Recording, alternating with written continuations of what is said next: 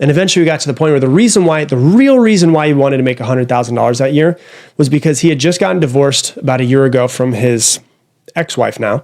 And he had 2 young children, and he lived in New York. They both lived just outside of Manhattan.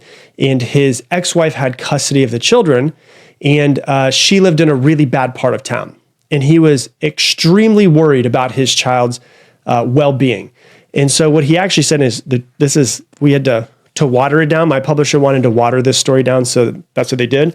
But the true reason, what he told me out of his mouth, was that the reason why he wanted to get custody of his children was he wanted to make enough money to put a down payment on a house, to put his children and himself into a better part of town, because he was afraid that his daughter was going to be pregnant by the time she was 13, and he was afraid that his son was going to get murdered in a drive-by.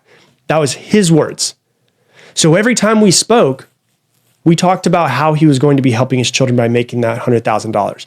When he says, I want to make $100,000, and he's just focusing on the money, it's easy to give up. But when he's talking about his children's safety, when he's talking about his children's life, he's talking about how if they're in a better part of town, they can get better education.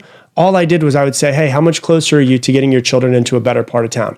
And that is the why that drove him to then that year make over $100,000 that year.